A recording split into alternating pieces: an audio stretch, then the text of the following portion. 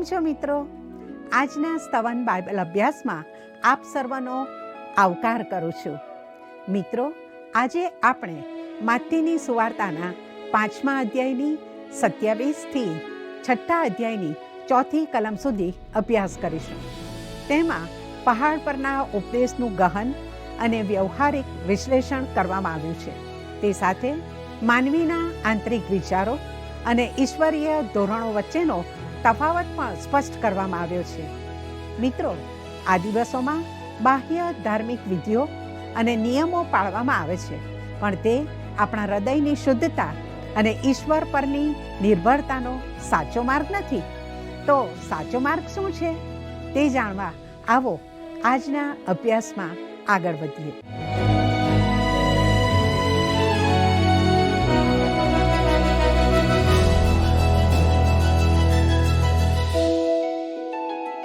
નમસ્કાર મિત્રો, આજના બાઇબલ અભ્યાસમાં આગળ વધતા આપણે માથીની લખેલી સુવાર્તા તેના 5મા અધ્યાયની 27 અને 28 કલમ વાંચીએ. ત્યાં આ પ્રમાણે લખ્યું છે, વ્યભિચાર ન કર એમ કહેલું હતું એ તમે સાંભળ્યું છે, પણ હું તમને કહું છું કે સ્ત્રી ઉપર જે કોઈ ખોટી નજર કરે છે તેણે એટલામાં જ પોતાના મનમાં તેની જોડે વ્યભિચાર કર્યો છે. મિત્રો, પ્રભુ ઈસુ ખ્રિસ્તે નિયમને સંપૂર્ણ રીતે પાળ્યો છે. એક વખત એક માણસ મારી પાસે આવ્યો અને તેણે પણ બધા નિયમો પાળતો હોવાનો દાવો કર્યો. તેથી મેં તેને 22મી કલમ બતાવી, જે ધૃણાને હત્યા સમાન ગણાવે છે. પછી મેં તેને 28મું વચન કહ્યું કે સ્ત્રી ઉપર જે કોઈ ખોટી નજર કરે છે તેણે એટલામાં જ પોતાના મનમાં તેની સાથે વ્યભિચાર કર્યો છે.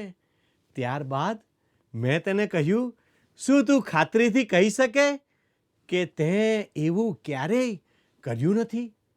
મિત્રો, આ સાંભળતા જ તે ગુસ્સે થઈને બહાર ચાલ્યો ગયો.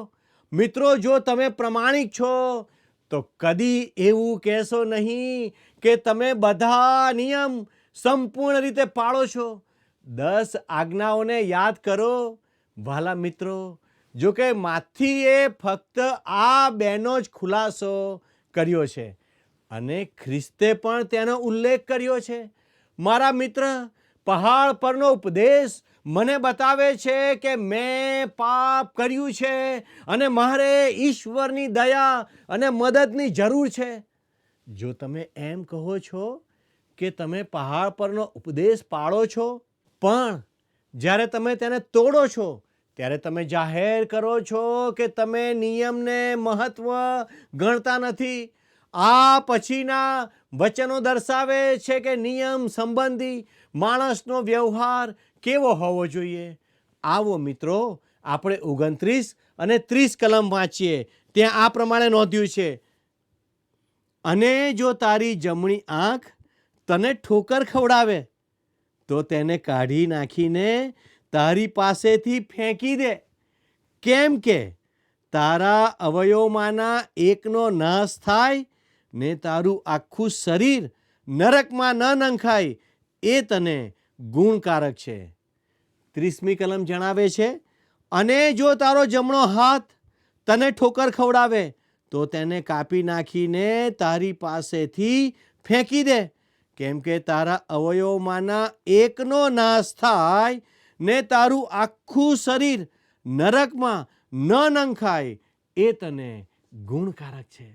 વાલા મિત્રો, આ કલમ ખૂબ કડક છે. તે દર્શાવે છે કે તમે ઈશ્વરના ધારા ધોરણો પાળી શકવાના નથી, પણ તમારે ઉદ્ધારકની જરૂર છે. તમે તમારી જાત સાથે રમત કરશો નહીં અને તમે નિયમ પાળો છો તેવો દેખાડો કરીને મૂરખની જેમ વર્તશો નહીં, કારણ કે એમ કરવાથી તમે ઢોંગ કરો છો. જો કે દરેક સમયે આપણે ગેરલાયક, પાપી અને અયોગ્ય હોવા છતાં એકબીજાની પીઠ થાબડીએ છીએ અને એકબીજાના વખાણ કરીએ છીએ. વાલા મિત્રો, પહાડ પરનો ઉપદેશ તમને ખ્રિસ્તના વધસ્તંભ પાસે દોરી લાવવો જોઈએ, જ્યાં તમે દયાનો પુકાર કરી શકો. આ તો નિયમનું સન્માન કરવા જેવું છે. વાલા મિત્રો, હવે 31 અને 32 કલમ જોઈએ. ત્યાં આ પ્રમાણે લખવામાં આવ્યું છે, જે કોઈ પોતાની સ્ત્રીને મૂકી દે તે તેને ફારગતી લખી આપે, એમ પણ કહેલું હતું.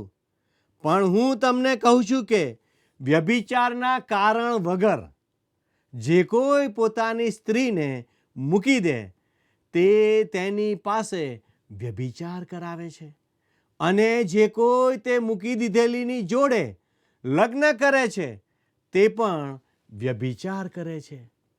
વાલા મિત્રો, અહીં વચન છૂટાછેડા વિશે જણાવે છે. યાદ રાખો મિત્રો, ઈશ્વરના વચનમાં દર્શાવવામાં આવ્યું નથી તેવા કારણસર જે કોઈ છૂટાછેડા આપે છે તે વ્યભિચાર કરે છે. મિત્રો, એવો યુગ આવશે જેમાં ઘણા પુરુષો અને સ્ત્રીઓ પોતાના જીવનસાથીને છોડી દેવા માંગતા હશે. મિત્રો, આપણે 19મા અધ્યાયમાં તેનો અભ્યાસ કરીશું. ભલાઓ, આવો 33, 34 અને 35 કલમમાં શું લખ્યું છે તે નિહાળીએ. ત્યાં આ પ્રમાણે લખ્યું છે, વળી તું જુઠ્ઠા સમ ન ખા, પણ પ્રભુ પ્રત્યે તારા સમ પૂરા કર. એમ પુરાતન કાળમાં લોકોને કહેલું હતું, એ તમે સાંભળ્યું છે. પણ હું તમને કહું છું કે કંઈ જ સમ ન ખાઓ. આકાશના નહીં, કેમ કે તે દેવનું રાજ્યાસન છે, અને પૃથ્વીના નહીં, કેમ કે તે તેનું પાયાસન છે, અને યરૂશાલેમના નહીં, કેમ કે તે મોટા રાજાનું નગર છે. મિત્રો, અહીં પ્રભુ ઈસુ સમ ખાવાની ના પાડે છે. આજે ઘણા લોકો એવા છે જેઓ વિશ્વાસપાત્ર નથી, પણ ઈસુ કહે છે કે ઈશ્વરના બાળકે દરેક સંજોગોમાં વિશ્વાસપાત્ર હોવું જોઈએ. 37મી કલમમાં તેઓ કહે છે, પણ તમારું બોલવું તે હાનું હા ને નાનું ના હોય, કેમ કે એ કરતાં અધિક જે કંઈ છે તે ભૂંડાથી છે. મિત્રો, કેટલાક લોકો એવું કહે છે, હું બાઇબલના સમ ખાઈને કહું છું, પણ આવું બોલવું તે યોગ્ય નથી. 38મી કલમ જણાવે છે, આંખને બદલે આંખ ને દાંતને બદલે દાંત, એમ કહેલું હતું તે તમે સાંભળ્યું છે. વાલા મિત્રો, જ્યારે ખ્રિસ્ત તેમનું રાજ્ય ચલાવશે ત્યારે આ બધું દૂર કરવામાં આવશે. 39મી કલમ વાંચીએ, પણ હું તમને કહું છું કે જે ભૂંડો હોય તેની સામા ન થાવ, પણ જે કોઈ તારા જમણા ગાલ પર તમાચો મારે તેની તરફ બીજો પણ ફેરવ. મિત્રો, શું તમે ભૂંડાઈનો સામનો કરો છો? 2 તિમોથી 4 અને 14માં સંત પાઉલ કહે છે કે એલેક્ઝાન્ડર કંસારાએ મને બહુ નુકસાન કર્યું છે, તેના કામ પ્રમાણે પ્રભુ તેને બદલો આપશે. મિત્રો, જેણે ભૂંડા કામ કર્યા છે તેઓને તેમના કામ પ્રમાણે પ્રભુ બદલો આપશે. આવો 40, 41 અને 42 કલમ વાંચીએ. અને જે તારું બદન લેવા સારું તારા પર દાવો કરે તેને તારો અંગરખો પણ લેવા દે. અને જે કોઈ બળાત્કારથી તને એક ગાવ લઈ જાય તેની સાથે 2 ગાવ જા. જે કોઈ તારી પાસે માગે છે તેને તું આપ, ને તારી કને જે ઉછીનું લેવા ચાહે છે તેનાથી મોં ન ફેરવ. મિત્રો, જો કોઈ બેંકનો કર્મચારી તમને એવું કહે કે તે પહાડ પરનો ઉપદેશ પ્રમાણે જીવે છે, તો તેને આ વચન આપો અને કહો કે તમે આ વચન કેટલું પાળો છો. મિત્રો, આપણે ઢોંગી બનવાનું છોડી દઈએ અને સ્વીકારીએ કે આ નિયમ ઈશ્વરના રાજ્યનો નિયમ છે. જ્યારે ઈસુ ખ્રિસ્ત સિંહાસન પર બેસશે ત્યારે લોકો આ રીતે જીવશે.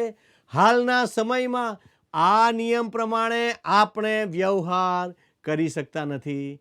આપણા સમયની ઘણી ધનવાન મંડળીઓ કહે છે કે તેઓ પહાડ પરનો ઉપદેશ પાળે છે. રવિવારે સવારે મંડળીઓમાં તેમાંથી સમતોલ આહાર મળે છે. જો કે હું તમને ખાતરી આપું છું કે તમે પૈસાદાર માણસ પાસે કશુંક મેળવવા જાઓ તો તમને કશું મળશે નહીં. રવિવારે તેઓ સાંભળે છે કે જે કોઈ તારી પાસે માગે, જે કોઈ ઉછીનું માગે તેને દૂર હાંકી કાઢીશ નહીં. આ બહુ સરસ લાગે છે. તેઓ વિચારે છે કે પહાડ પરનો ઉપદેશ મહાન દસ્તાવેજ છે. પણ સોમવારે તે સવારે ઠંડકથી અને બંદૂકની અણીએ થતો વેપાર કરે છે. એટલે કે ખરેખર તો વેપારી જગત આજે આ જ રીતે ગોઠવાયેલું છે. જો કે આ વચનોમાં આપણે માટે અગત્યનો સિદ્ધાંત સમાયેલો છે જે આપણે ચૂકી જવો જોઈએ નહીં. સાચે જ આપણે જરૂરિયાતમંદોની જરૂરિયાત પૂરી કરવી જોઈએ અને ઘણા બધા સુકૃત્યો છે જે વિશ્વાસીઓએ કરવા જોઈએ. ઐતિહાસિક રીતે હોસ્પિટલો અને અનાથ આશ્રમોને મદદ કરવી તે સુવાર્તાના સંદેશનું પાલન છે. વિશ્વાસીના જીવનમાં સુકૃત્યોનું ફળ હોવું જ જોઈએ. મિત્રો 43 અને 44 કલમ જણાવે છે, તું તારા પડોશી પર પ્રીતિ કર ને તારા વેરી પર દ્વેષ કર એમ કહેલું હતું એ તમે સાંભળ્યું છે. પણ હું તમને કહું છું કે તમે તમારા વેરીઓ પર પ્રીતિ કરો ને જેઓ તમારી પૂઠે લાગે છે તેઓને સારું પ્રાર્થના કરો. વાલા મિત્રો, હું ભારપૂર્વક કહું છું કે ઈશ્વરના રાજ્યને માટે આ નિયમ છે. પ્રભુ ઈસુ મૂસાના નિયમનું ધોરણ વધુ પર લઈ જાય છે. તે કહે છે કે શત્રુનો તિરસ્કાર કરવાને બદલે પ્રેમ કરો. દરેક વિશ્વાસીને પ્રેમ કરવાનો આપણને આદેશ આપવામાં આવ્યો છે અને આપણા શત્રુ ઉપર પ્રેમ પ્રગટ કરવાનો છે. વહાલા મિત્રો, આ અધ્યાયના સમાપનમાં પ્રભુ આપણને સંપૂર્ણ બનવાનું વચન આપે છે જે 48મી કલમમાં છે.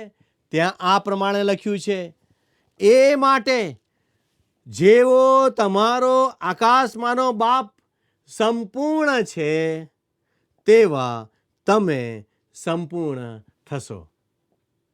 શું આપણા માટે સંપૂર્ણ બનવું શક્ય છે? ખ્રિસ્તે આપણો સ્વીકાર કરીને આપણને તેમના વહાલા બાળકો બનાવ્યા છે. જેઓ ખ્રિસ્તમાં છે તેમની વિરુદ્ધ કોઈ દંડાજ્ઞા નથી. આપણે વિશ્વાસથી ખ્રિસ્તની પાસે આવી શકીએ છીએ અને ખ્રિસ્તમાં સંપૂર્ણ બની શકીએ છીએ. ખ્રિસ્ત આપણામાં તેમના ન્યાયપણાનું આરોપણ કરે છે અને ત્યારબાદ આપણામાં પવિત્રીકરણની પ્રક્રિયા ધીરે ધીરે શરૂ થાય છે. તેમાં ઈશ્વર આપણને તેમના દીકરાની પ્રતિમા જેવા બનાવે છે. આ તો પ્રત્યેક વિશ્વાસીનું ધ્યેય હોવું જોઈએ. પણ આપણા પોતાના પ્રયત્નોથી સંપૂર્ણ બનવાનો પ્રયાસ કરવો સંપૂર્ણપણે નિષ્ફળ થાય છે.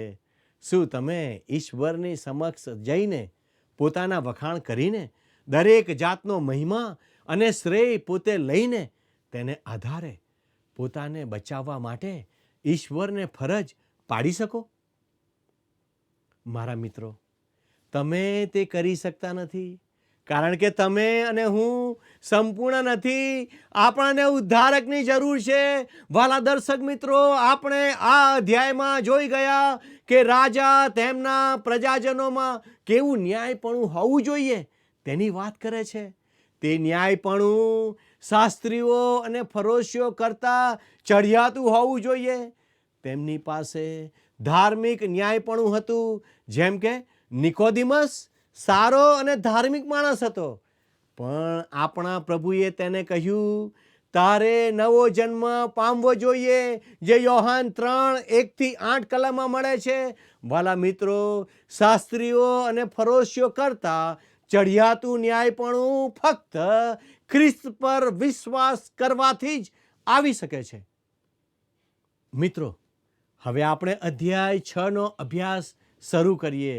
તે દાન, પ્રાર્થના, ઉપવાસ, ધન પ્રાપ્તિ, દેવના રાજ્યના નાગરિકોના ઈશ્વર સાથે સંબંધ વગેરે બાબતો વિશે જણાવે છે.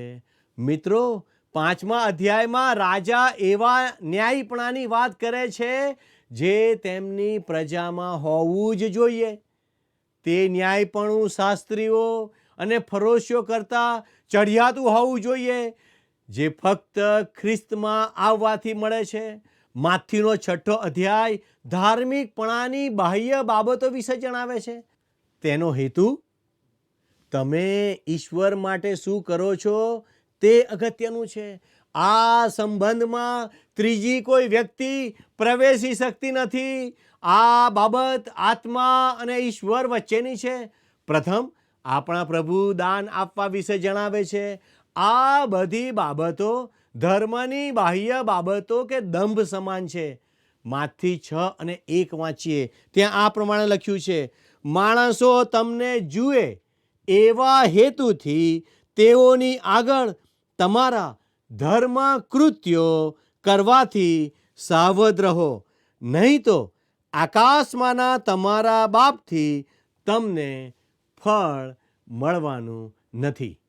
જોકે આ પ્રભુ ઈસુ તેમની ટિપ્પણીઓ તેમના આવનારા રાજ્યના નાગરિકો માટે કરી રહ્યા છે. છતાં તેમાં આપણા માટે મહત્વનો સિદ્ધાંત સમાયેલો છે, જે બીજી કલમ જણાવે છે. એ માટે જ્યારે તું દાન ધર્મ કરે ત્યારે જેમ ઢોંગીઓ સભા સ્થાનોમાં તથા રસ્તાઓમાં માણસોથી વખાણ પામવાને કરે છે, તેમ તું પોતાની આગળ રણશીંગડું ન વગાડ. હું તમને ખચિત કહું છું કે તેઓ પોતાનો બદલો પામી ચૂક્યા છે. અહીં ઈસુ વિરોધાભાસી વાત કહી રહ્યા છે. જ્યારે ફરોશીઓ ગરીબને કંઈક આપવા માંગતા હતા, ત્યારે તેઓ યરૂશાલેમની વ્યસ્ત શેરીઓના ખૂણામાં જઈને રણશીંગડું વગાડે તેવી પ્રણાલિકા હતી. જો કે તેનો આશય ગરીબ અને જરૂરિયાતવાળા બંનેને સાથે બોલાવીને ભેટ આપવાનો હતો.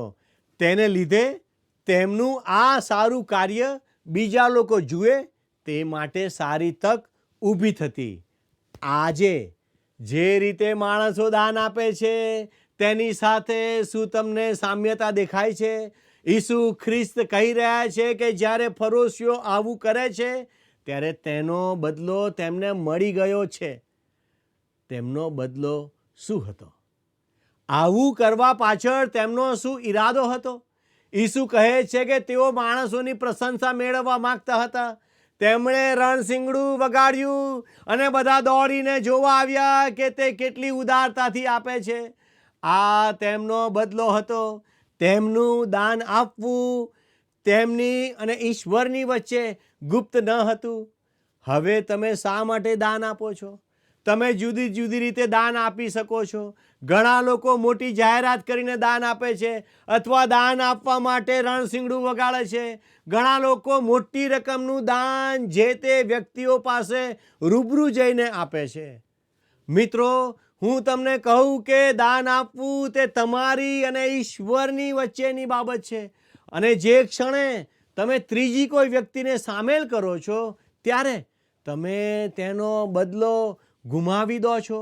અને એક કોલેજમાં આવું જ જોવા મળ્યું. તે કોલેજના જૂના મકાન પર મિનારો બનાવવાનો સુંદર નકશો તૈયાર કરવામાં આવ્યો. તે ખર્ચને પહોંચી વળવા માટે એવી જાહેરાત કરવામાં આવી કે જે કોઈ દાતા ખર્ચનું દાન આપશે તેના નામની ત્યાં તકતી મૂકવામાં આવશે. અડધો ડઝન કરતાં વધુ વ્યક્તિઓ ત્યાં નામની તકતી મૂકવા તૈયાર થઈ હતી. આજે તે મિનારો ફલાણા ફલાણા વ્યક્તિના મિનારા તરીકે ઓળખાય છે. તે વ્યક્તિનું નામ ત્યાં કોતરવામાં આવ્યું, જેનો અર્થ એ થયો કે પ્રત્યેક ક્ષણે ત્યાં તેની જાહેરાત થઈ રહી છે. પણ આ પ્રકારના દાનનું ઈશ્વર સમક્ષ કોઈ મૂલ્ય નથી. મિત્રો, આવો 3જી અને 4થી કલમ વાંચીએ. ત્યાં આ પ્રમાણે લખ્યું છે, અને તું જ્યારે દાન ધર્મ કરે ત્યારે જે તારો જમણો હાથ કરે તે તારો ડાબો હાથ ન જાણે, એ માટે કે તારા દાન ધર્મ ગુપ્તમાં થાય, અને ગુપ્તમાં જોનાર તારો બાપ તને તેનો બદલો આપશે. આપણા પ્રભુ એમ જણાવી રહ્યા છે કે જ્યારે તમે દાન આપવા તમારો હાથ ખિસ્સામાં નાખો ત્યારે તમારા બીજા હાથને પણ ખબર ના પડે તે રીતે ગુપ્તમાં દાન આપો. તેનો અર્થ કે તમારા દાનની જાહેરાત કરવાની કોઈ અગત્ય નથી. શું આજે મુક્ત વિચારસરણી ધરાવનાર લોકો ખરેખર પહાડ પરના ઉપદેશ પ્રમાણેનું જીવન જીવી રહ્યા છે? શું આપણે તે શિક્ષણનો અમલ કરીએ છીએ? મિત્રો, દાન આપવા વિશે તમારું વલણ કેવું છે? આજે આ બાબતો સંબંધી વિચાર કરીએ અને જાત તપાસ કરીએ. આવો પ્રાર્થના કરીએ. પ્રભુ, આજે તમે અદ્ભુત બાબતો અમને શીખવી છે. પ્રભુ, તમે અમને મદદ કરો કે અમે ગુપ્તમાં દાન આપનાર વ્યક્તિઓ બનીએ અને અમારું દાન પ્રભુ તમારી નજરમાં માન્ય થાય. મારા દરેક દર્શક મિત્રોને તમારા આશીર્વાદથી વેષ્ટિત કરો. અમારી આ પ્રાર્થના ઈસુના નામમાં માગીએ છીએ. આમેન. વહાલા દર્શક મિત્રો, જો આજનું પ્રસારણ આપને ગમ્યું છે તો હમણાં જ તમારો ફોન લો અને અમારા પ્રતિનિધિ સાથે વાર્તાલાપ કરો. ઈશ્વર આજનો આશીર્વાદ આપ સર્વને આપો. એ જ પ્રાર્થના સાથે હું આપની વિદાય લઉં છું. આમેન.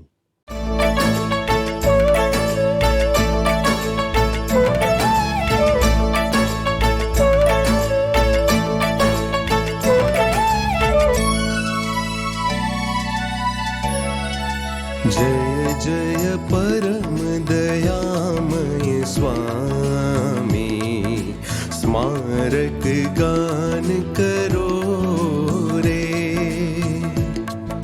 जय जय परम दयामय स्वामी, स्मारक गान करो रे. जीव जनावर अंडज पक्षी, जीव जनावर अंडज पक्षी, राय प्रजा जन जोता. चेतन जड़ मन बुद्धि विचारो, चेतन जड़ मन बुद्धि विचारो, कारक भासक श्रोता. जय जय परम दयामय स्वामी, स्मारक गान करो रे. जय जय परम दयामय स्वामी.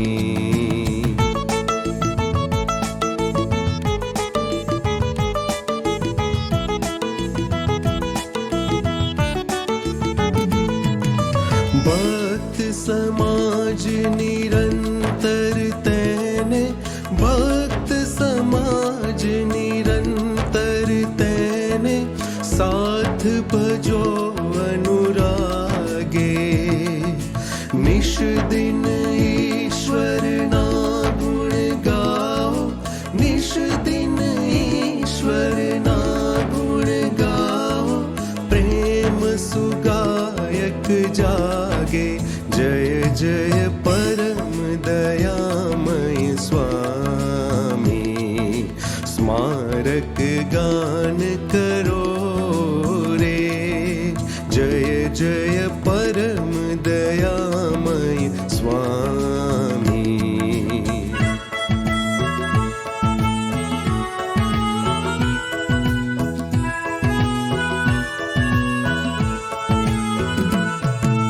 ईश्वर कृत तन जीव अमारा, ईश्वर कृत तन जीव अमारा, अद्भुत कार्य अनुपा। जीवन दाता शुभ प्रतिपाला, जीवन दाता शुभ प्रतिपाला, धन्य दयामय भूपा, जय जय परम दयामय स्वामी।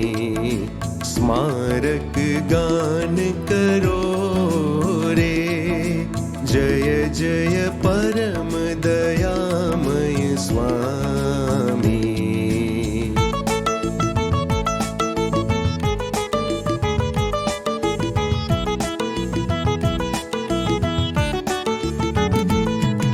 सहु जग जोग करे तुझ सेवा, सहु जग जोग करे तुझ सेवा, शुभ शुभ साध उठावी।